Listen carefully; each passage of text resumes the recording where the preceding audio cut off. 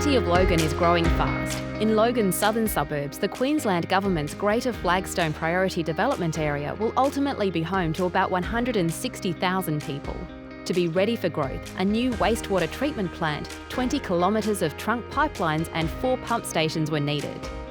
Funding for the infrastructure was provided by Economic Development Queensland, and delivery was by Logan Water and its partners. Logan Water will operate the infrastructure for the Logan community. 2010 we were looking for a site for a wastewater treatment plant and found this 204 hectare site at Cedar Grove on the banks of the Logan River. Now obviously the local community here weren't all that impressed with having a wastewater treatment plant in their neighbourhood. Well, we did achieve a positive outcome, but it also resulted in the strictest licence in Queensland's history. To address these constraints, Logan Water innovated.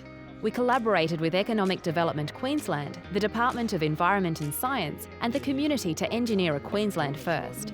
Cedar Grove Environmental Centre features the state's first treatment plant to benefit the environment by using membrane technology to produce low-nutrient recycled water, further treating the water in constructed wetlands to achieve record low nutrient levels and offsetting any remaining nutrients through catchment restoration. The site will also be a centre for research and an environmental reserve for the community. Of the approximately 204 hectare site, around 5% is dedicated to the hard treatment infrastructure, and the balance 95% is used for community and environmental purposes. The treatment technology we're using is a membrane bioreactor, and that treats our wastewater to an extremely high standard. The treated water is further purified in our wetland system, which reduces our total nitrogen to around 1 milligram per litre and our total phosphorus to around half a milligram per litre. Now this is a first for Queensland. The remaining nutrients, which at that point in time is very low nutrient concentrations discharged to the environment, are offset through repair and restoration projects in partnership with Health Land and Water. We also use solar energy to offset as much of the energy demand as possible.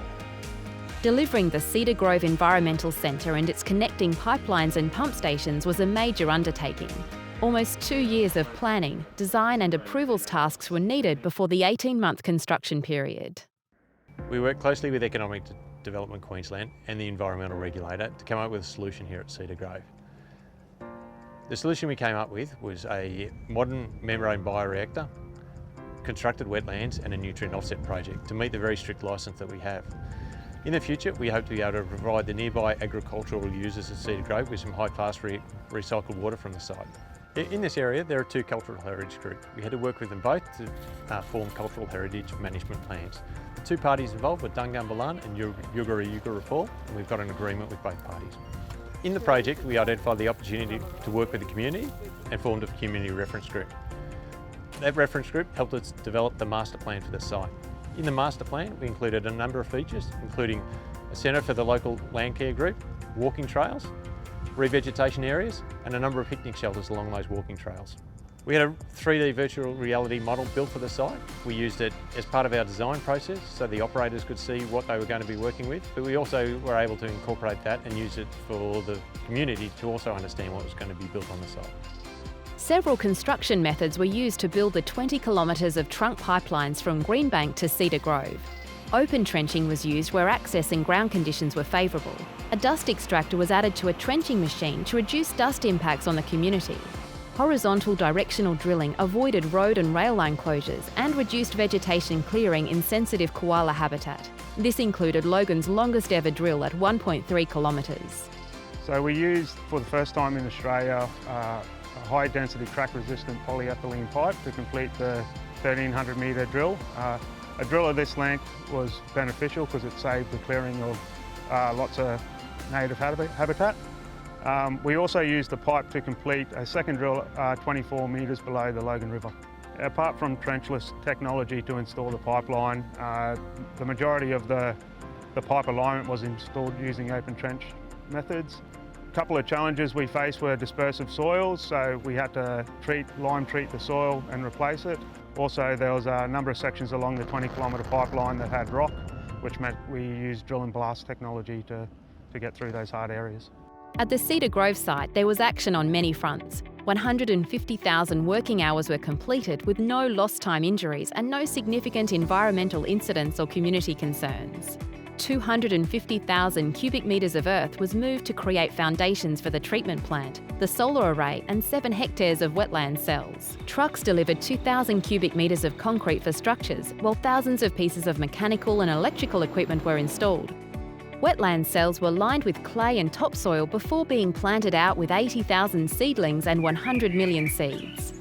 Once the wetlands were filled with water, the plants grew quickly and wildlife moved in. More than 20 species of birds have already been recorded at the wetlands. The wetlands will be the subject of several university research projects in future. We hope to further industry knowledge about the value of constructed wetlands in wastewater treatment. The men shed's been involved in the project. We used them to create some of the picnic tables that are now in the picnic shelters around the site. We've also been able to partner through the land care facility with the local trainees to do some of our land management on site. And that's an arrangement that we think we'll be able to continue into the future. I think for the community, they're going to have a connection, more of a connection to Cedar Grove than what they've had before. We've got access to the river. They've never really had access to come down and walk along the river. So I think that the legacy is actually going to be more connection to Cedar Grove.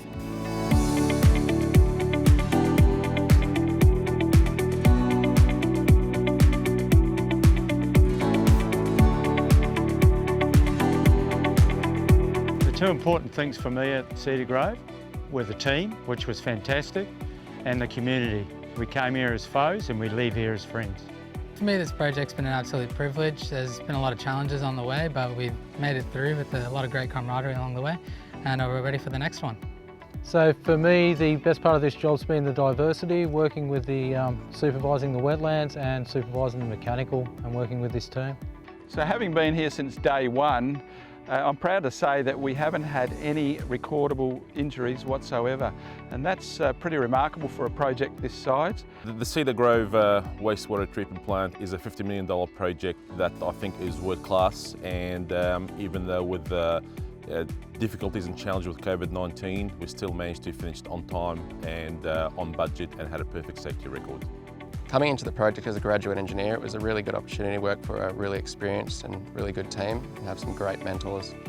I feel very fortunate to have been a part of this project from beginning to end, playing my part in all facets of construction. But it's really the people and all pulling together to achieve that one goal, which was a great outcome for Logan and their customers. It's been great from an operator's point of view to be part of the Cedar Grove project. It's the first one in 30 years for Logan City Council. It's been a really interesting project to be involved in through design and construction. The site's had a fantastic community aspect from walking trails, picnic areas, as well as a land care facility. Oh, this is a huge win for the environment and especially Cedar Grove. This will put this small little suburb on the map as something that other communities can aspire to, because this is a fantastic project.